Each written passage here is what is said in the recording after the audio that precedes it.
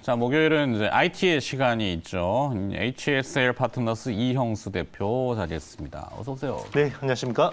자, 오늘 기업 먼저 듣고 그다음에 네. 뒤에 추가 질문으로 갑시다. 네네.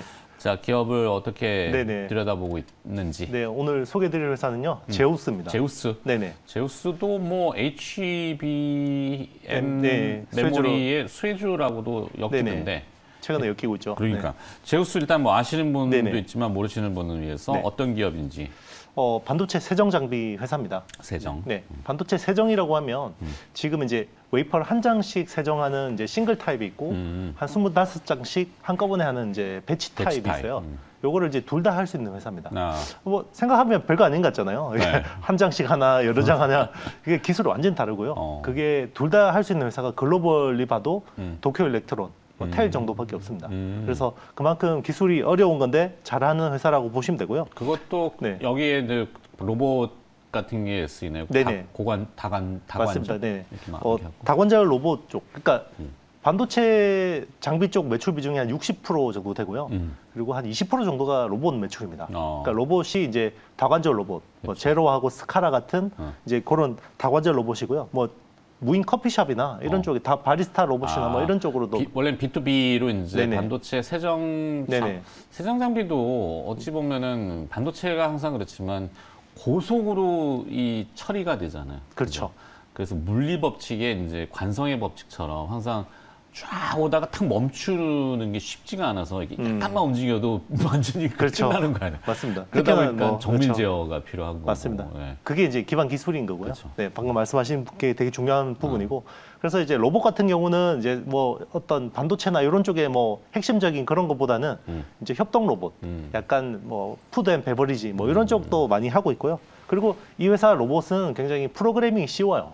파이썬이라는 이제 프로그램을 통해서 쉽게 할 수 있고, 그리고 뭐 디스플레이 장비 쪽도 있고 플러그 밸브 뭐 이런 쪽 사업도 있는데, 네, 뭐 사실 메인은 반도체 세정하고 로봇 사업이라고 보시면 될 것 같습니다. 오케이. 자, 원래는 디스플레이 쪽에 이제 장비 공급사였다고 하는데 네네. 반도체 장비 공급사로 좀 탈바꿈을 변신을 하는 건가요? 그거나 그지만. 뭐 한 15년 전에는 LCD가 굉장히 성장 산업이었잖아요. 그렇죠. 네, 그쪽 이제 열심히 했었고, 그리고 LG 디스플레이, 뭐 그때 당시 LG 필립스 LCD 뭐 이런 쪽에다가 장비를 물류 장비 같은 것들 열심히 납품했었고요. 네. 그래서 이제 LCD 산업이 계속해서 이게 하락하니까 태양광 장비, 뭐 반도체 세정 장비 이런 쪽으로 해서 이제 확장을 해서 이제 지금에 이르고 있습니다. 반도체 이 제우스의 반도체 세정 장비가 가장 크게 실적의 기여를 지금 하고 있죠. 네, 뭐 작년 매출로 보면 작년 연간 매출이 한 5천억 정도 됩니다. 네. 그런데 이제 작년 전체 매출에서 반도체 장비 매출이 한 3,200억 정도로 추정이 되고 있고요. 그리고 올해는 성장할 것 같아요. 3,700억 정도로 이제 늘어나는데, 여기 이제 상당 부분이 사실 중국향 수주가 좋습니다. 왜냐하면 이제 이게 세정 장비라 하다 보니까 이게 이제 중국에 수출하는데 사실 뭐 제재에 걸리는 것도 없고요.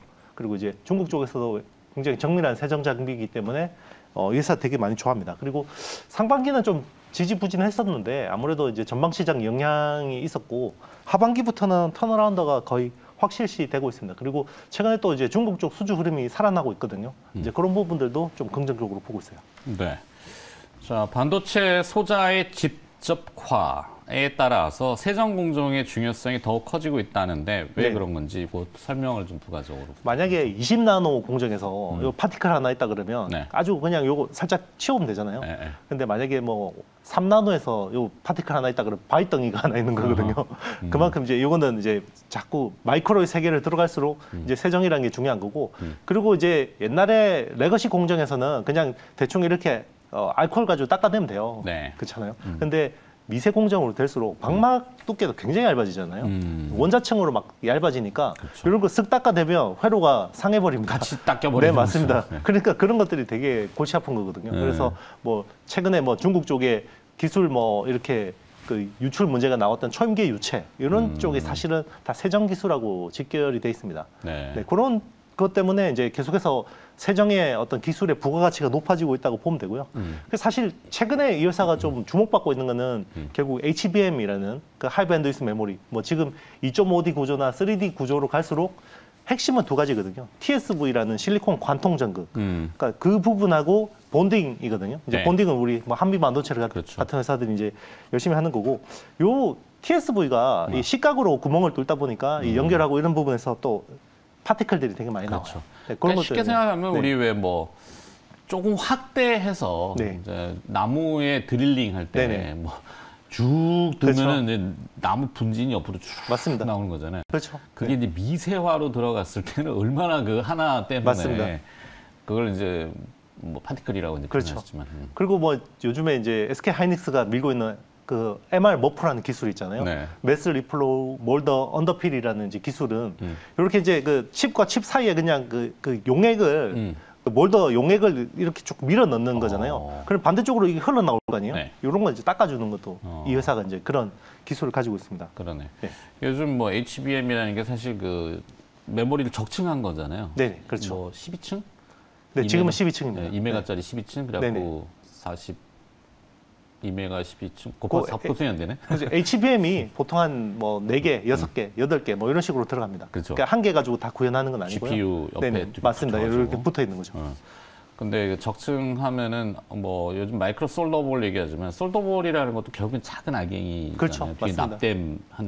납땜이라고 해야 되나? 그렇죠. 납이죠. 솔더라는 게 그렇죠. 납인데 솔더죠. 약간 구리가 돼 있는데 겉에 납이 이렇게 코팅이 돼 있는 거죠. 그래서 그럼 네. 적층하다 보면 사실 이게 네. 공극이라는 공간이 생기는데 네네. 거기다가 뭘 막 밀어 넣나요? 뭐 지금 언더필이라는 건 그렇게 밀어 넣는, 그러니까 이제 그 약간 그 고분자 같은 것들을 밀어 넣는 거고요. 기존에 이제 한미 반도체가 하는 그거는 그 칩 하나를 쌓고 필름을 깔아요. NCF라는 이제 논 컨덕티브 필름이라는 걸 깔고 네. 이렇게 이제 또 올리고 다리미질 해주고 올리고 다리미질 해주고 이렇게 생각하시면 되는데, 맞아요. 이게 웨이퍼 워낙 얇다 보니까 잘 깨져요. TC 본더가 네네, 이제 맞습니다. 다리미죠, 다리미. 그렇죠. 그래서 그게 되게 다리미라는 게 압력하고 표준은 아닌데 네네. 다리미 이게 쉽게 설명하려다 보니까 약간 비약이 있긴 한데 그렇죠, 그렇죠. 약간 뭐 근본적으로 비슷하다고 보시면 될 것 맞아요. 같습니다. IT는 사실 용어부터 시작해서 아까 했던 뭐 네네. 싱글 타입, 배치 타입 네네. 내용은 많이 얘기하지만 네. 이해도를 돕는 거죠. 그렇죠. 설명이 되게 어려워. 네네, 맞습니다. 자, 그래서 주 고객사는 그러면 어디? 뭐 삼성전자하고 SK 하이닉스 주로 납품하고 있고요. 그리고 중국 쪽 되게 잘하고 있습니다. 그래서 네. 중국의 SMIC, 뭐 창시 메모리, CXMT, 뭐 그리고 이제 뭐 BOE, CSOT 뭐 이런 디스플레이 업체하고도 거래하고 있고요.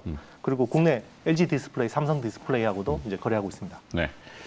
자, 그다음에 자동화 기술을 기반으로 로봇 사업도 지금 계속 병행하잖아요. 네네. 여기는 조금 매출이나 이쪽은 괜찮나요? 괜찮습니다. 굉장히 이제 뭐 전체 로봇이 다 협동 로봇은 아닌데요. 네. 이제 협동 로봇 쪽 매출 부문이 되게 급하게 올라오고 있어요. 작년에 이제 전년 대비해서 협동 로봇 매출이 200% 이상 늘었고요. 올해는 이제 푸드 앤 베버리지 시장으로 좀 본격적으로 진출을 하다 보니까 네. 한 100% 정도 성장될 것 같아요. 네. 그래서 제로하고 스카라라는 다관절 로봇 이런 쪽이 굉장히 좋습니다. 네. 자, 그럼 자회사 상황도 좀 파악을 해봐야 될 것 네네. 같은데. 일단 자회사도 지금 HBM 관련된 업체로 주목을 받고 있어요. APCT라는 회사가 있어요. 비상장. APCT? 네, APCT라는 회사가 이제 비상장 자회사인데 여기가 이제 조금 전에 앵커님 말씀하신 그 마이크로 솔더볼 있잖아요. 네네네. 범프. 네. 이런 쪽에 들어가는 이제 요런 도금 특허가 있어요. 덕산아이 예, 약간 뭐 범프를 직접 만드는 건 아닌 것 같고 요거에 대한 도금. 그러니까 구리 알갱이에다가 약간 납을 요렇게 도금을 해야 되거든요. 네. 우리 자체가 가지고 있는 물성 때문에 그런가요? 왜냐면 요게 포개잖아요. 납으로만 해놓으면 으깨져 버리죠. 아, 딱딱하니까 네, 그러니까 밑에 판을 깨버릴 그렇죠. 수가 그러니까 있구나. 약간 실리콘 스페이서 테이프. 역할 하면서 이제 이런 게 구리가 잘 버티기니까. 네. 근데 구리는 또 잘 안 녹잖아요. 네. 그러다 보니까 겉에 납을 코팅해 넣는 거죠. 네. 네, 알겠구나. 하여튼 뭐 그 기술로 또 주목받고 있고, 요게 이제 HBM의 또 핵심 기술입니다. 왜냐하면 그 중간에 마이크로 범프가 두께가 많을수록 이거 또 전체 아파트 층 HBM이 네. 하이 밴드 위스 메모리. 메모리, 네네. 고대역폭 메모리를 어떻게 구현하는데 적층이라는 거죠. 네네, 그렇죠. 이제 디램을 12층으로 아파트처럼 쌓는 쌓는, 거고요. 네, 거기 이제 구멍을 뚫잖아요. TSV로. 그럼 TSV끼리 또 얼라인을 맞춰서 마이크로 범프를 다 배치를 해야 됩니다. 네, 그게 이제 어떻게 보면 그 높이가 너무 높으면 또 아파트 층수가 너무 높아지잖아요. 네. 그러면 안 되거든요. 그러니까 높이는 똑같고 층수만 늘려야 돼요. 그러면 웨이퍼를 더 얇게 갈아야 되고 그 마이크로 범프 간의 스페이서를 더 또 짧게 해야 되거든요. 그게 기술적인 난제인데 이제 그런 쪽으로 솔루션이 있는 회사라고 생각하시면 됩니다. 아, 그 자회사가? 네네. 오케이. 자, 그리고 제우스는 올해 실적 전망은 어떻게 네네. 잡아요? 작년에 매출이 5,090억에 영업이익이 463억 정도를 했고요. 올해는 매출 한 5,300억 그리고 영업이익 한 500억 정도를 전망하고 있는데요. 네.